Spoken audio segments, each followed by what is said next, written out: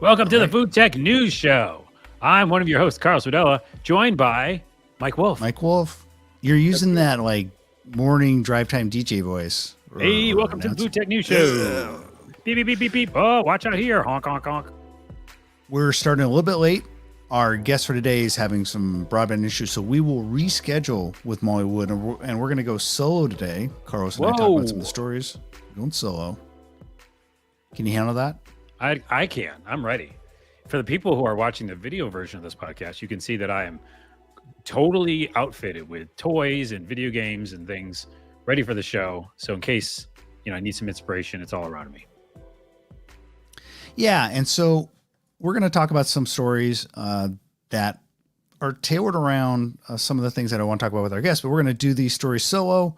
And then when we bring Molly Wood on the next show, we'll talk about those. So, but yeah, Carlos, as always, this new Food Tech News Show, for those of you who don't know, we used to do this for the Spoon Podcast, but now we are doing a dedicated Food Tech News Show for its own feed, because we find that some people want the news, the Food Tech News. They don't necessarily want to hear the long form interviews, and vice versa. Some people just like long form interviews and they don't want the Food Tech News. So yeah, even if I wasn't doing the show with you, I'd listen to the show because I basically want, quick information about food tech, which I'm like all in on now, having worked with the Spoon for so long.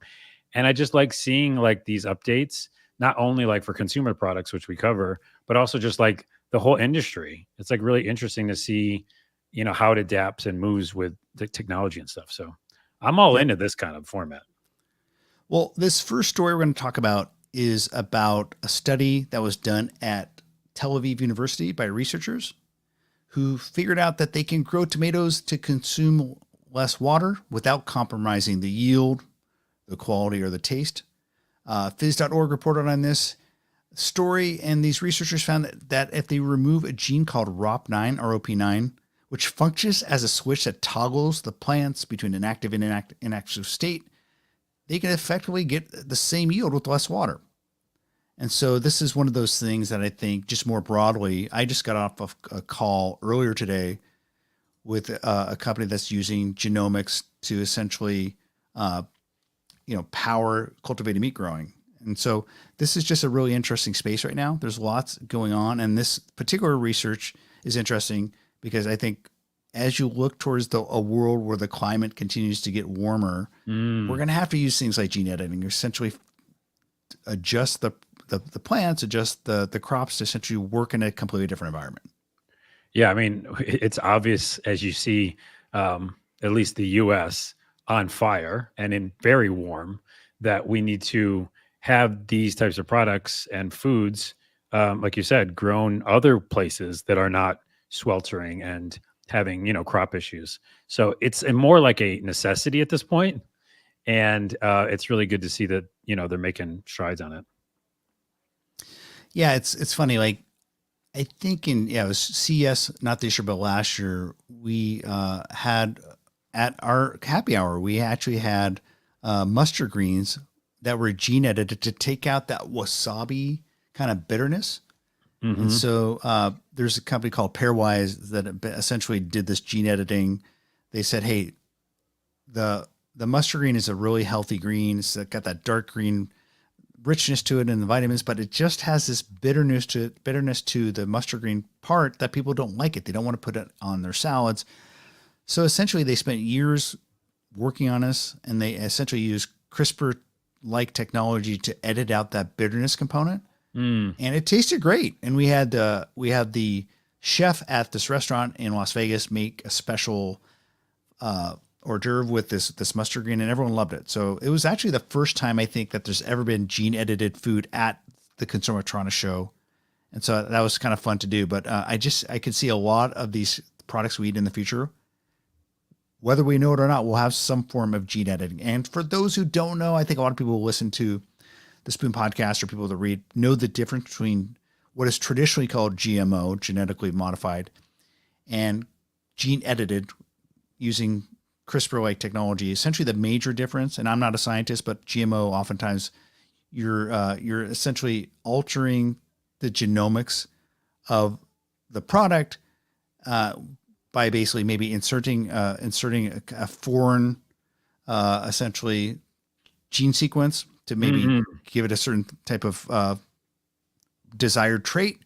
With things like gene editing, CRISPR based gene editing, essentially it's snipping and taking out what is essentially a component that you may find undesirable. And so, Got it. at least in the US, the way the USDA looks at it, gene edited food isn't GMO, but in Europe they view it a little bit differently. But anyway, it's kind of gets technical, but that's essentially the difference between the two.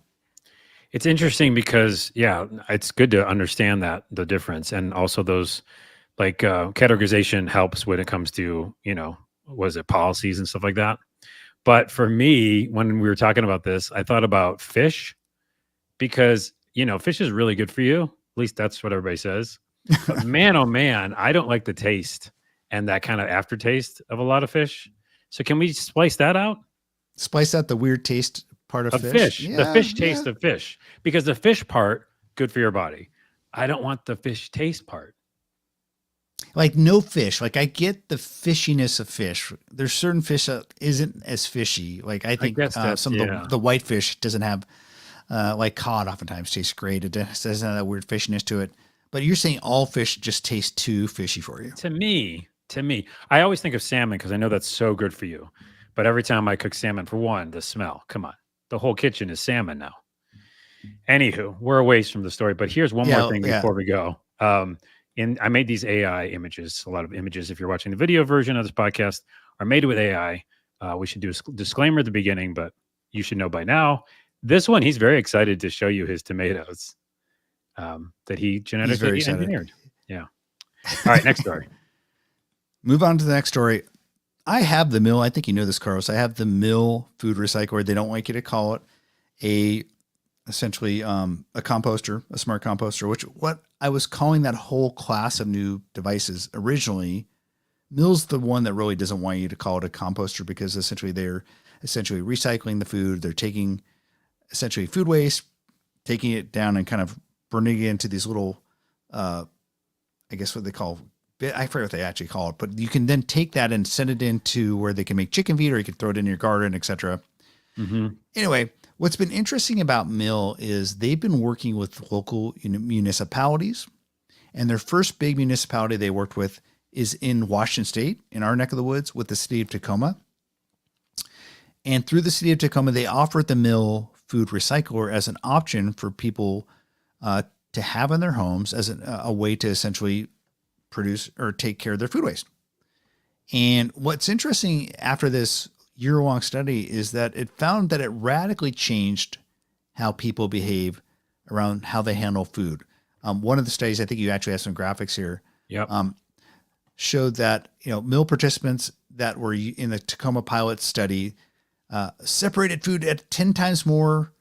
They separated 10 times more food scraps than the average Tacoma household, which I think that's a huge number. And 84% of respondents in this post-pilot survey reported putting 0 food scraps into the trash after having a meal at home.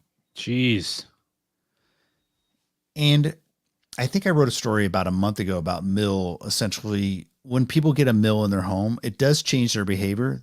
Not only do they obviously put food in this thing and they're throwing less food waste out, but just generally they're becoming more thoughtful about what they do with their food. So just generally more food is going to end up on their plates, in their stomachs, and then less in either in a composter or in the garbage. So I have one in my house.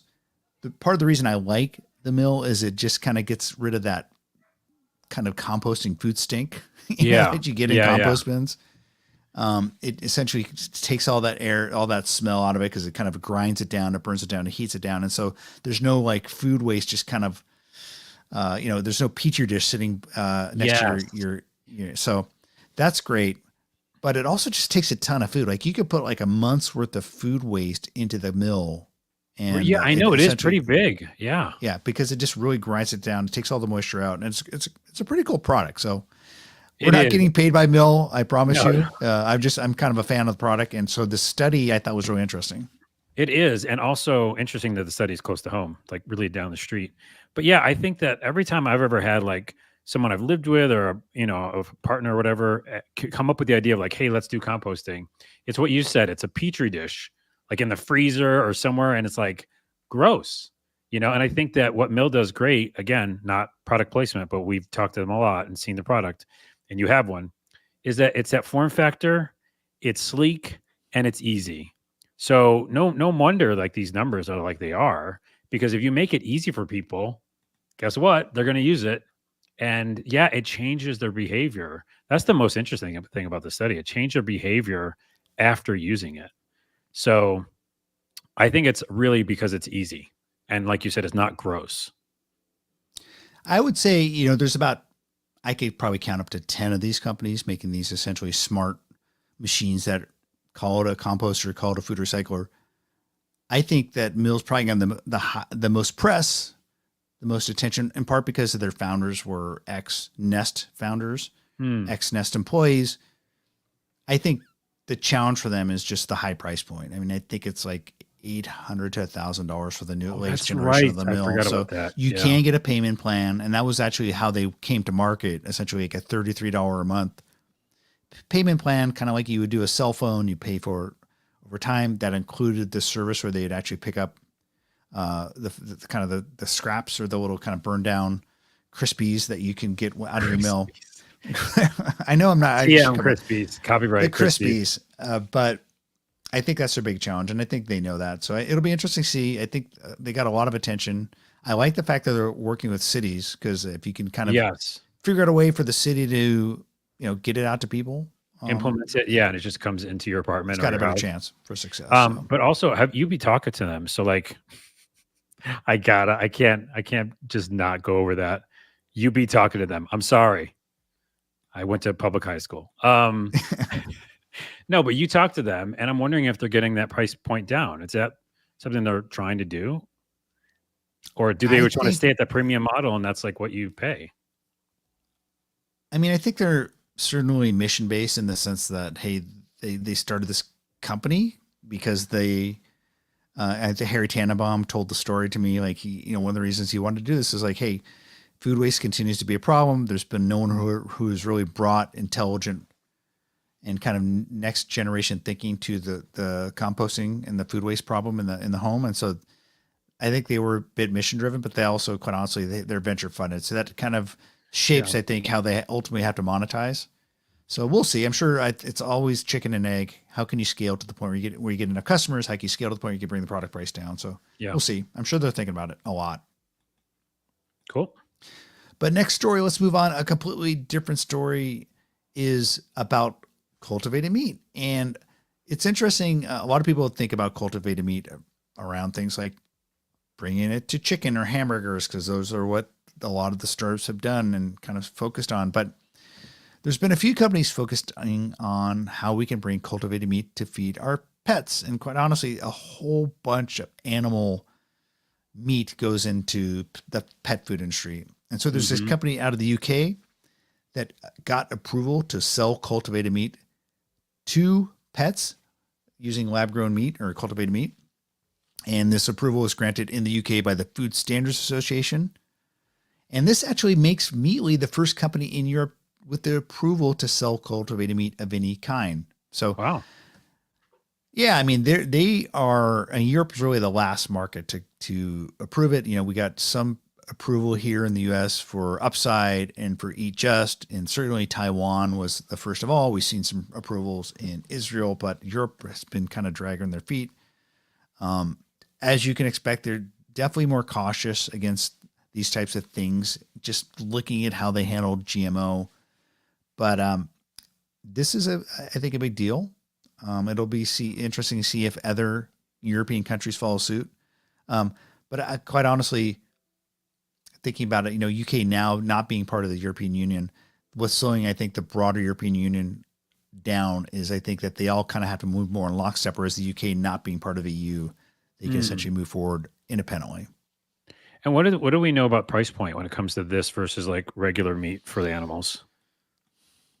Like, I don't know. Cheaper? It's a good question. I doubt. And here's the thing. I bet that what we're going to see, it's going to be a blended product. It'll probably be some cultivated meat within like a a product that is also blended with maybe some plant-based products, maybe some other actual animal Yeah. products kind of derived via more traditional animal agriculture, because so many of the cultivated meat products that we've seen here in the one I sampled in San Francisco, tiny fraction of it was actually cultivated, and the majority it was animal or plant-based proteins. And so I don't know about price point. Yeah, it makes sense We'll because see. I remember I haven't had an animal for a while, but when I have in the past, I remember at some point we did go look for the actual meat to feed them. Like it's supposed to be better and raw and healthy, and it was expensive. It was super expensive. It was, kind of in quotes difficult to store, and the fact that it took up freezer space. It was annoying. So if this changes any of that as well, makes it easier to do and cheaper. We'll see. Of course, I asked AI to make us an image around this Of because why course you did. not? Of course you And did. here is the image of a robot Nice. serving the cultivated meat to the dog. So that's the whole chain is closed there. The loop is closed. It's no human needed. It's just no real meat needed. Just cultivated meat by a robot. It's a space, just more generally stepping back, as we talked about on the podcast. Cultivated meat, lab grown meat, as some people call it, has had its challenges. There's a new startup I talked to this just today, actually. A company called Prolific Machines. I talked to their CEO, and they made a splash about a month ago, and they raised another round of funding, and they really kind of came out with their vision for the technology a couple years ago. But they're using, instead of growth serum using recombinant protein, they're actually using light to power the growth of cultivated meat in bioreactors. This company called Prolific Machines. And so they think that they could completely change this industry. They think that the way that it's been done so far is completely inefficient and won't work. And so talking to Dennis, the CEO of Prolific Machines, they think that they really can change both the cultivated meat space, but a bunch of other industries that need to grow things in bioreactors. And so I'll be coming out with the story about that next week, but it's a pretty interesting space. Yeah, that's the kind of thing that affects multiple industries. So let's go on to our final story of the day. It's actually about the founder of Chipotle. And yes, we have a robot story for you today, Carlos. I know you'll be happy about that. I need one. But I was really intrigued about 2 years ago when I heard that the founder of Chipotle wanted to start a restaurant, and at the core of his restaurant concept was using robotics. And so, I mean, obviously Chipotle is one of the most successful new fast casual companies and chains in the US. It's one of the most successful concepts of the past couple of decades. And so when you hear someone like Steve Ells coming up with an idea for a completely new concept, you kind of pay attention. And so he came up with this idea for Kernel, which essentially is going to be a robot powered fast casual restaurant. And they finally started opening them this year, and he opened one in New York. And so I was kind of like intrigued to see that he actually closed the New York location, kind of retooled a bit. Yeah. And he kind of had a mea culpa quote. He basically said, he was quoted, I think, on a podcast saying, "I thought we could have 3 people back of house and no people up front, and the customers would just know how to use the app and they would know how to use the cubbies. They wouldn't want to interact with people. And I got it wrong," said Ells. So he essentially is retooling it. It sounds like he's thinking that maybe he needs a little bit more humans and a little less on the nose with the automation. Yeah. We have a video here. Let's see if we can show for those who are Show the watching. video of how it looks my- before they change it. And that if you're watching the video feed, we had the kind of survey up, and they were saying like, yeah, we're going to retool this based on your feedback. But this is the actual video. They're actually showing like a cookie. So here we go. I think it's the front of the video. You see the robotic arm moving around there, grabbing stuff, shoveling it from here to there. I think there's some conveyor belts involved. Yeah, the robot arm just gets it to the belt, I believe. There's still people. There's still people there. And they're also, they talked about how in the survey that people wanted like somewhere to sit. I guess these were just like pick up and go kind of thing. And I think that's interesting because, you think of all this automation, something we don't talk about much. And there's stuff that like, there's cubbies. Oh, there's a table. Great for the audio podcast as we just comment on a video. Yeah. The food But, looks actually pretty good. It does, and now it makes me hungry. I haven't had a burger in a while. I'm saying is that even though there are some tables there, but I think that you can automate stuff and make things, with robotic arms, etc. But people still want to converse with each other and hang out and take a break. Unless you're like eating back at the office, which I guess some people still are in offices that do that. But yeah, I think that that's the thing they probably didn't think about. Like they might want this kind of quick automation, but they also want to just hang out maybe for a minute. The Cubbies remind me a little bit of Eatsa. Longtime listeners and readers will know that there was an attempt to create essentially an automated front of house where it's a completely Cubby based system and people would order on an app or a kiosk in the restaurant. And then within 10 minutes, your at least with Eatsa, your quinoa based bowl meal would show up there. And it looks like they're doing quinoa as well, but also maybe some other stuff. They're doing chicken sandwiches and cookies, which they all look good. It all looks good. Yeah. It reminds me of Eatsa a little bit, but I mean, so many of these folks that are doing essentially completely vertically integrated concepts where they're basically come up with their own robot technology and their own design, and they have their own app. No one's really succeeded. I think Sweetgreen, which got into the robotics side by acquiring Spice, they just opened their third location. And I think it's their third location is actually their first retrofit. So they basically put a robot into an existing location, whereas the other two were essentially they spun up a completely new locations with their the robotics at the center of it. I think they call it Infinite Kitchen now. The original technology is from a bunch of MIT dudes out of the Boston area. They started a company called Spice. Sweetgreen bought them, turned it into Infinite Kitchen, and now they're just opening their third one. That seems to be doing okay, but Sweetgreen is a very successful chain already. This is going to be interesting to watch. I think the L's project, because it is, like I said, he's spinning up a completely new concept. I was going to ask you that question actually, and what better place to ask on the podcast for like everybody listening, because we cover robots, we cover automation in restaurants, and there's a lot of specialty places that make it work, and I know that obviously Moto is working on something like this as well that we talked about. But yeah, I was going to ask like how many places have successfully pulled it off where that's like it's a new like business that's part of their business plan and it also is successful. Like it seems like not many. No, I mean, I think the guys with Flippy, they've been at it pretty hard for a while. They finally started their own Flippy chain, but they've been also working with existing chains to put the Flippy in there. I think the most interesting ones to me are these smaller operators that are essentially taking existing robotics and piecing them together, kind of rolling their own.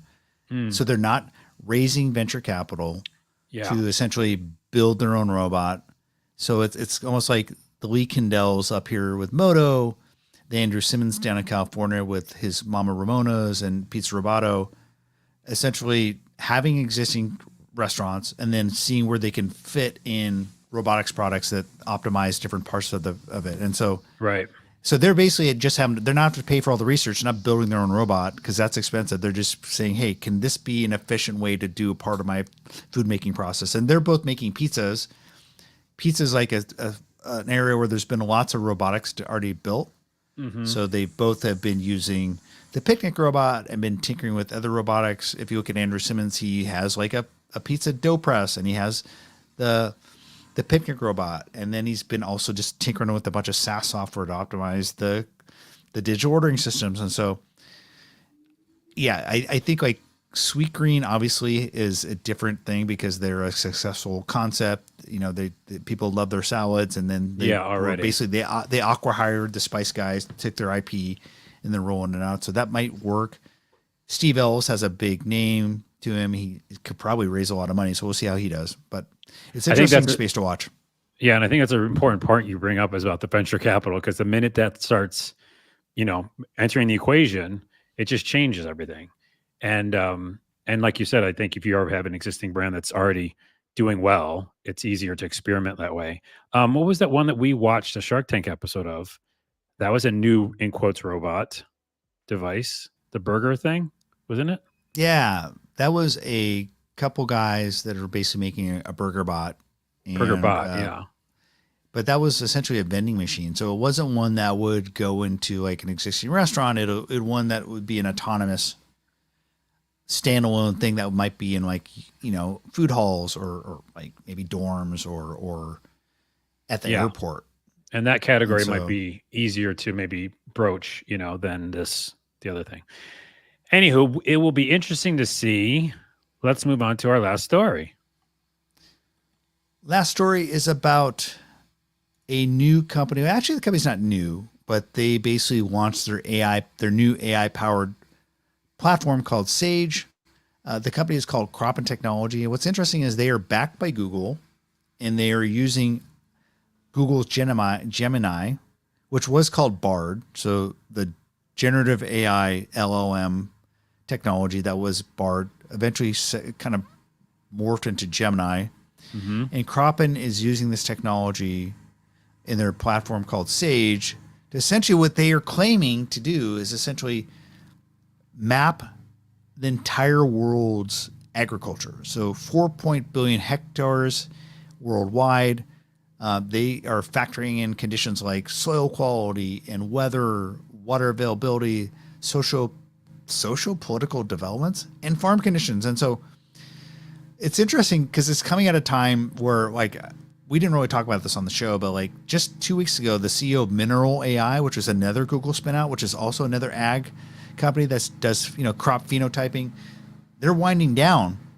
But at the same time, this new Kroppen company is kind of coming out with their new platform. So it's really hit or miss whether or not you can succeed in the space as a startup.